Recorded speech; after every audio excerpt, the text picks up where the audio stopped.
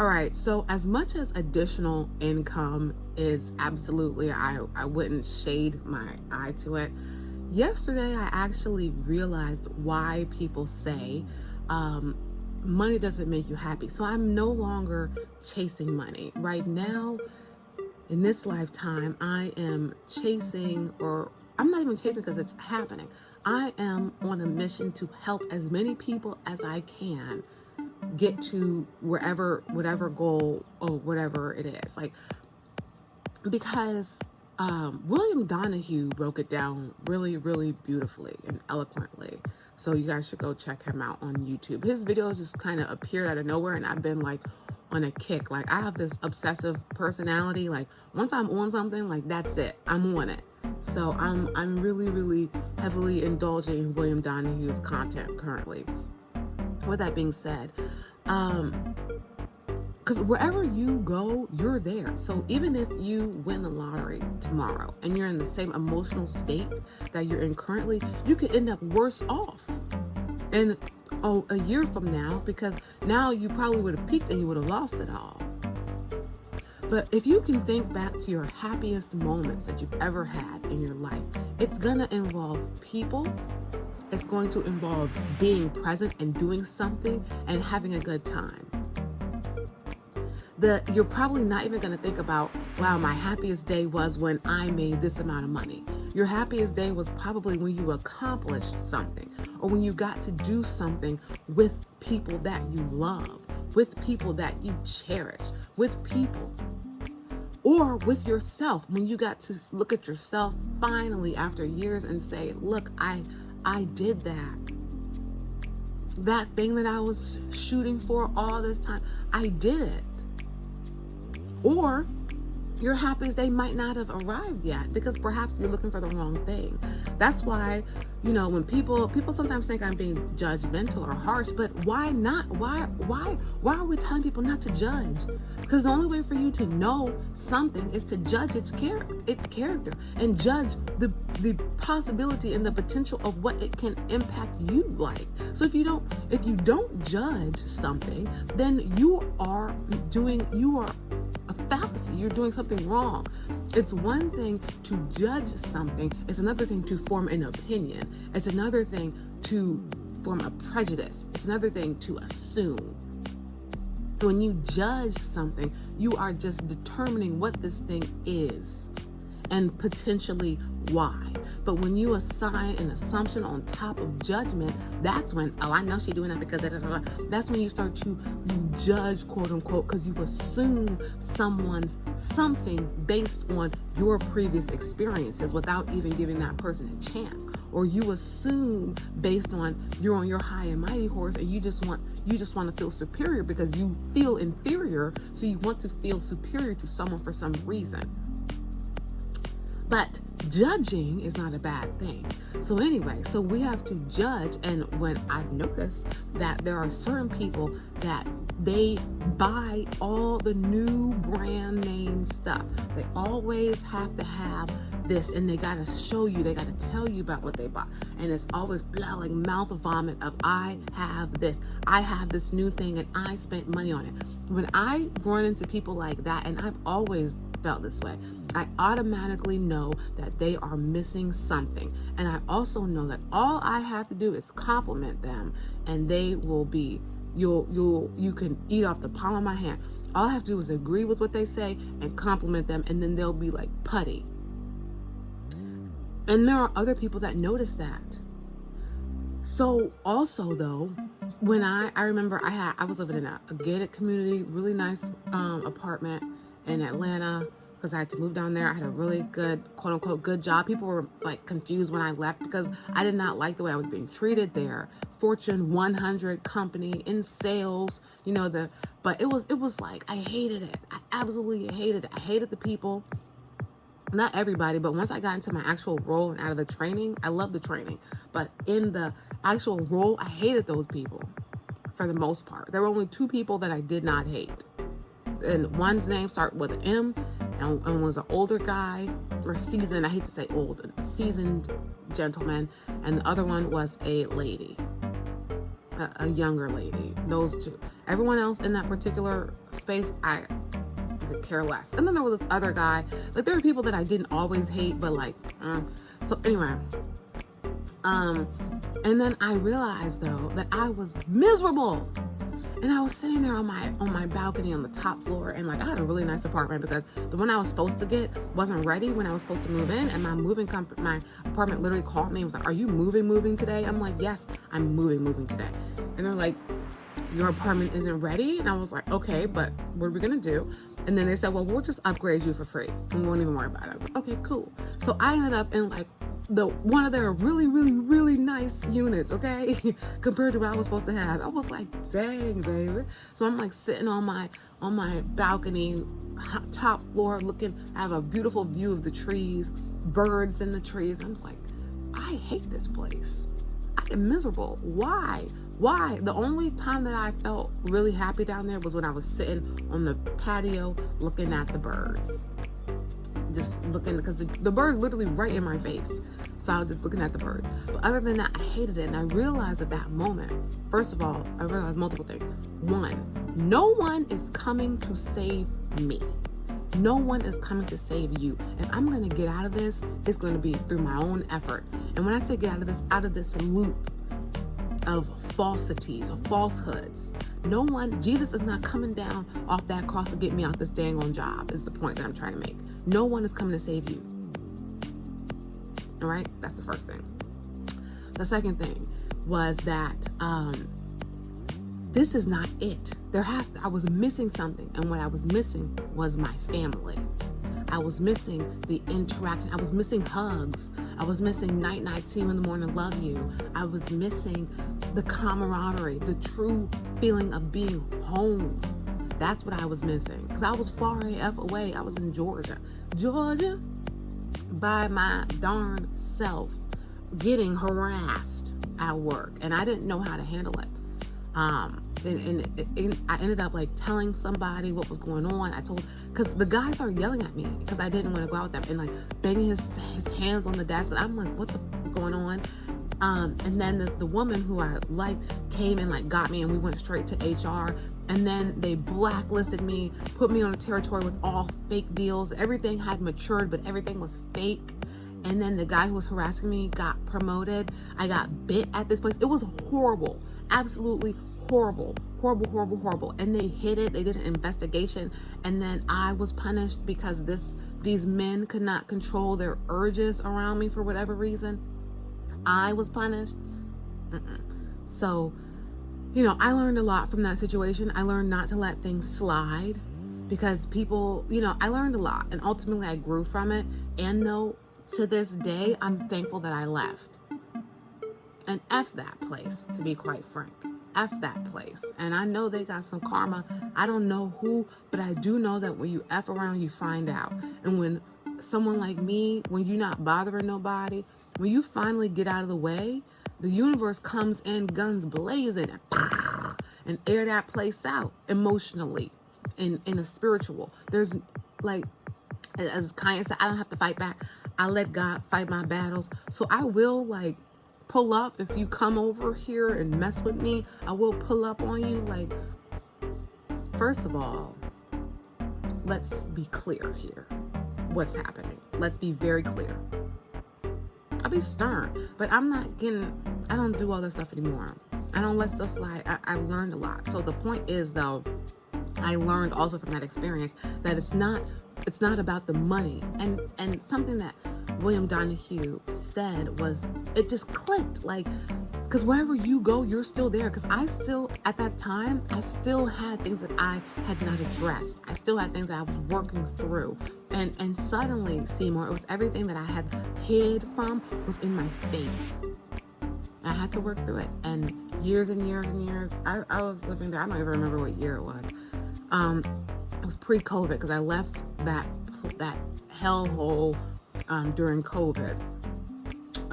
So yeah, here I am now. And I can look back at that, and I'm just grateful for the situations. I'm grateful even like the worst thing that happened to me in my entire life. Even though the memories, I still like, I'm learning. And though I can recognize the beauty in it still. I can recognize how much I know I have grown strides since then. I know that had the worst thing in my life not happened to me, I never would be making these videos. I would not be here today, okay? And so from this new journey, I'm realizing that the true beauty in life is being of service to another, being who you wish you had when X, Y, and Z, doing nice things for people. I do so many nice things. I don't record it because I personally hate when people record their generosity. I feel like it's self-serving, and it's like, are you trying to embarrass that person? I like to give people their dignity, allow them to have dignity. So I will not record giving somebody money or giving somebody something. I won't even repeat it usually. It's between me and that person, and that's it. And if they choose to share what happened, that's on them. But as far as I'm concerned, I don't, unless it's like, my family. I don't tell my mom or my sisters or somebody like that, my brother or my dad. But outside of those people, I don't tell people what I do, because at the end of the day, it's nobody's business. And I feel like that's self-serving. So though, I am learning that the best thing that we can be to another person and to ourselves is of service. Be who you wish you had when you were growing up to someone else. Be who you wish you had. And I tell you, the feeling that you get from that is like no other. And this is my last story, because then I got to go because we're doing something today. But I remember when I used to have to take the bus in middle school, the public bus. I had to take, because I went to a performing arts school that was not in my area. So I took one bus, and we were broke. Let me keep it a band sandwich, okay? So anyway, I took a bus, a train, and another bus to get to school and from school every day. But I didn't mind it. Kids in DC, I'm not from DC, but kids in DC don't even have school buses. Like, they've been doing that since child. You feel me? And anyone that has a problem should have helped. So there's that. And had the means to, should have helped. But the point is, I took the bus, the train, another bus. And I didn't have a lot of money growing up. It is what it is. But I had a lot of love growing up. So I'm thankful for that. And I remember I had this holographic white wallet that had like these little emojis on it. And there was this older gentleman, this older guy in a wheelchair in front of the station. And I just opened up my wallet and I dumped everything in there. I dumped all my change. I had a bus pass, so I knew that I had money to get home. But everything that was in my wallet, I just dumped in his thing. And I know that the reason why I have been saved from potential dangers so many times in my life is because of who I am. Because I always give people stuff without, like, I'm sharing this for a reason. I always give, and then the universe repays me. Because another time I was on the bus, I was going back to my apartment, and this man was on the bus, and he was clearly trying to attack me. And it was so bad, like, I didn't know what to do, because I was like, I have to get off because I don't have money to come back here. This is my stop. I have to get off. So I get off, and the bus driver asked me, "Are you sure you want to get off?" And I was like, I don't know what else to do. I don't know what else to do. So I get off the bus. The man gets off the bus. Everyone's on the bus. No one's doing anything. The bus is pulling off, and this man is like walking towards me. So at this point, I'm thinking like, all right, it's probably gonna be my last day here. Honestly, I'm even getting emotional because I was terrified. But I got off the bus because and something in me, because I always get saved. Something always happens. So I'm like, oh my gosh, what am I gonna do? So the bus pulls off. The guy is walking towards me. I'm like looking around, like kind of resolved, because he kind of looks drunk. So maybe I can get away. And I'm in like middle school, so I'm like small. The bus pulls off. When I tell you, there's a group of hood-looking dudes across the street. They looked at me. They looked at him, and first of all, there was never anybody outside. Okay, that had never happened before. There was never, but that day, there was a group of N-words. There's no other way to put it. N-words outside. They looked at me. They looked at him. They crossed that street. I ran across the street. Well, they didn't say anything, but they crossed that street. I don't know what they did because I took off. And they took off. We went opposite directions, and and then from that day forward, someone was outside to get me, like someone I knew, because I like told like, oh my gosh. And so then someone came to meet me outside for the most part. But that day, and at the time I wasn't old enough to put the pieces together, but I realized that happened to me because I even save earthworms to this day.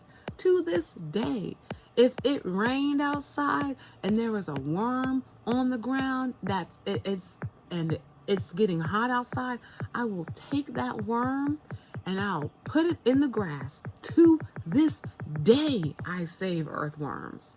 To this day. Another time, there was a silkie that got in my car, and I had driven like a block. As soon as I noticed the silkie, I stopped the car and took the silkie and put it in the grass because I was concerned if I drove too far away, the silkie couldn't get home. There was no way. So at least if I dropped it off right here, it wasn't like in the same exact area, but it was literally a block down the road. So the silkie would be able, I felt, would have a bigger chance to get home in that situation than if I put it somewhere else or if I killed it. So it's those little things that I now know have saved me there's so many times I can think like something miraculous happened, and I believe it's because I do things like that.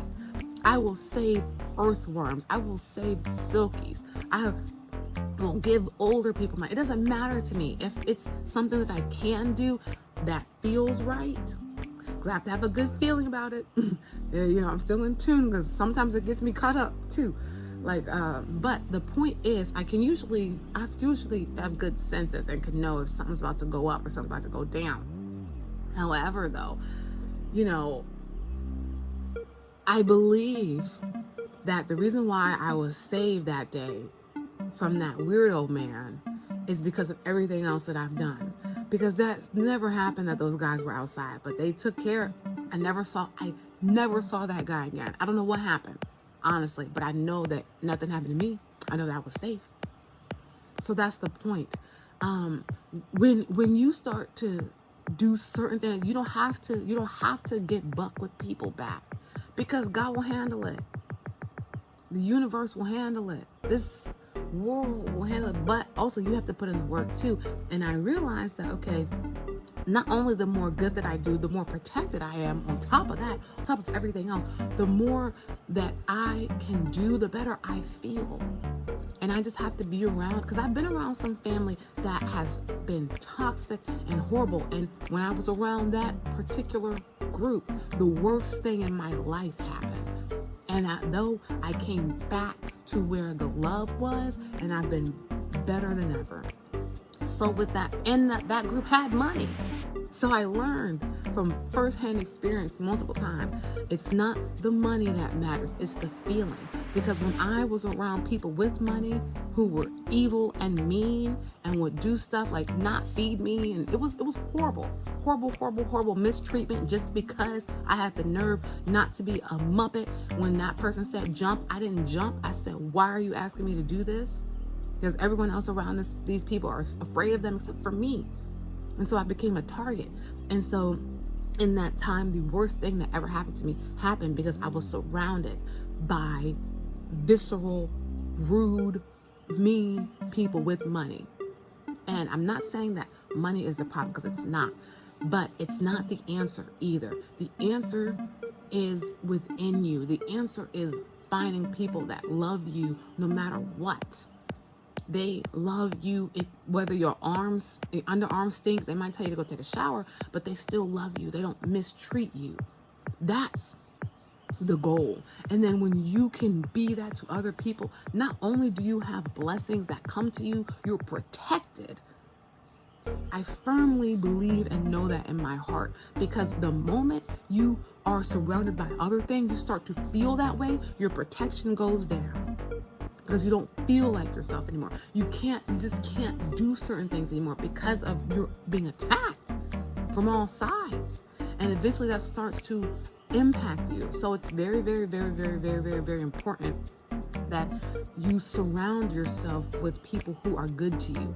And if you can't do that, you have to go extra hard on the motivation, extra hard on the mental greatness, because that place was so bad. I would do everything not to be there. I would be out. I'm a homebody. I was out all day long just so that I could get away from these people. I'm being honest. So anyway, the point is, money is not going to change your life, okay, in the way that you want it to. Going on a vacation is not going to do that. What will do that is changing your inside and changing who you are surrounded by, changing the people that you interact with. And then before you know it, miracles will happen. See you next time.